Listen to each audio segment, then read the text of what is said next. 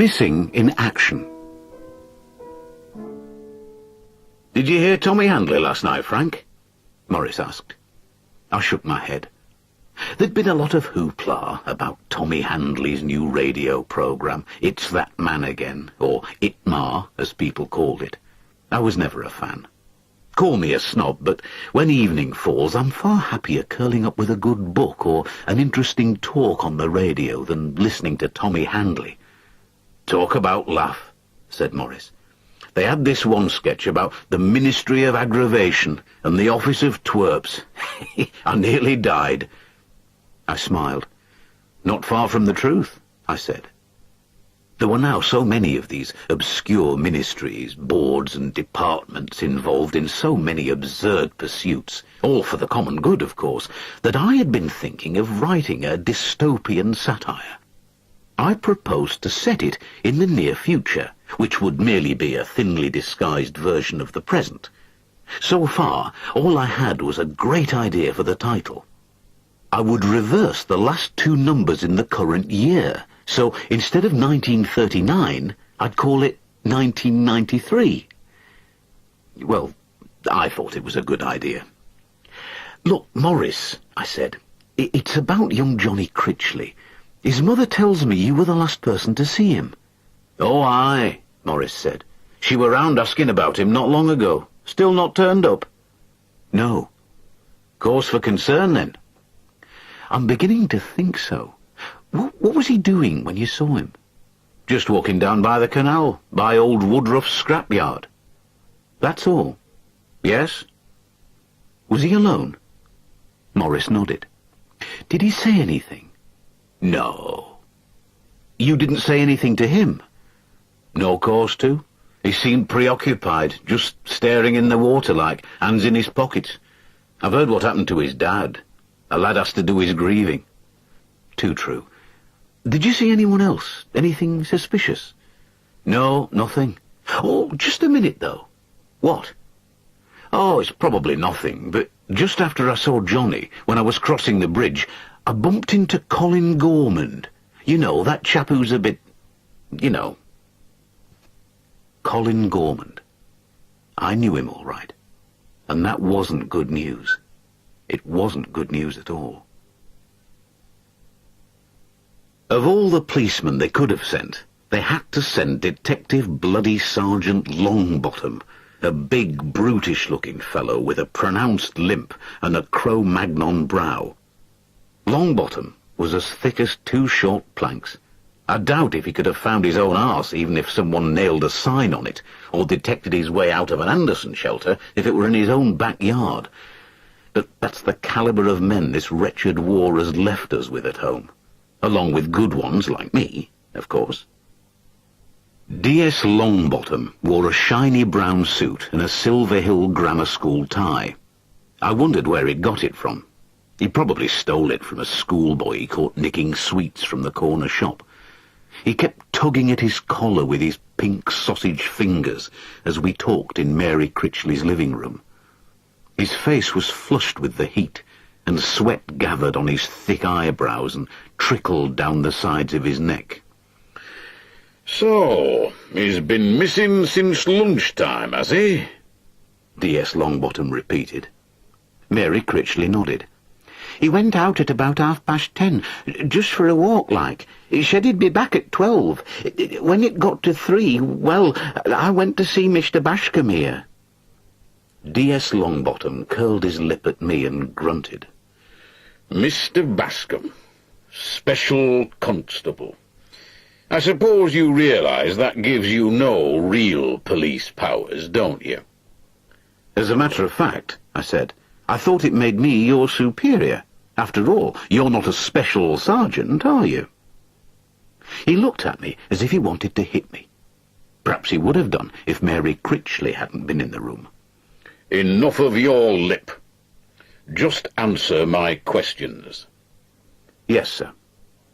"You say you looked all over for this lad?" "All his usual haunts."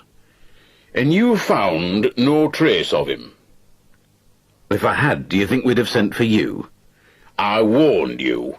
Cut the lip and answer the questions." This, what's his name? Maurice Richards.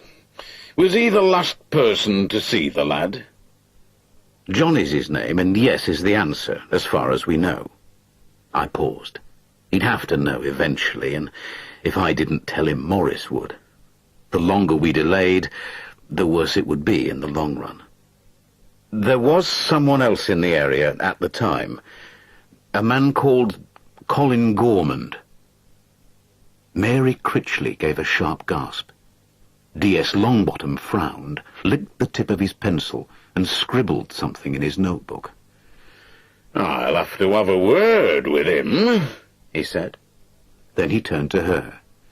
"Recognize the name, do you, ma'am?" "I know Colin," I answered, perhaps a bit too quickly. D.S. Longbottom stared at Mary Critchley, whose lower lip started quivering, then turned slowly back to me. "Tell me about him." I sighed. Colin Gormand was an oddball. Some people said he was a bit slow, but I'd never seen any real evidence of that. He lived alone, and he didn't have much to do with the locals. That was enough evidence against him for some people. And then there were the children. For some reason, Colin preferred the company of the local lads to that of the rest of us adults. To be quite honest, I can't say I blame him, but in a situation like this, it's bound to look suspicious, especially if the investigating officer is someone with the sensitivity and understanding of a D.S. Longbottom. Colin would take them train-spotting on the hill overlooking the main line, for example, or he'd play cricket with them on the rec, or hand out conkers when the season came. He sometimes bought them sweets and ice creams, even gave them books, marbles, and comics. To my knowledge, Colin Gormand had never once put a foot out of line, never laid so much as a finger on any of the lads, either in anger or in friendship.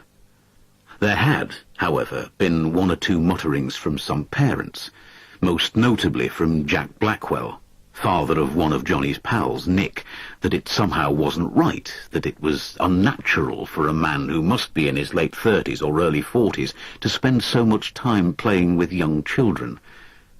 There must be something not quite right in his head. He must be up to something, Jack Blackwell hinted. And as usual, when someone starts a vicious rumour, there is no shortage of willing believers. Such a reaction was only to be expected from someone, of course, but I knew it wouldn't go down well with D.S. Longbottom. I don't know why, but I felt a strange need to protect Colin. Colin's a local, I explained. Lived around here for years. He plays with the lads a bit. Most of them like him. He seems a harmless sort of fellow. "How old is he?" I shrugged. Hard to say. About 40, perhaps. D.S. Longbottom raised a thick eyebrow. "About 40, and he plays with the kiddies, you say?" Sometimes, like a school teacher or a youth club leader. "Is he a school teacher?" No. "Is he a youth club leader?" No, look, what I meant... "I know exactly what you meant, Mr. Bascom. Now you just listen to what I mean.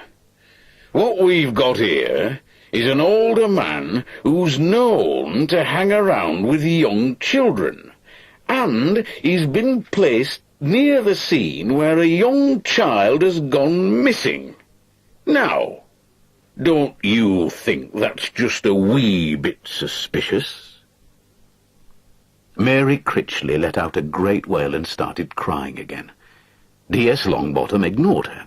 Instead, he concentrated all his venom on me, the softy, the liberal, the defender of child molesters.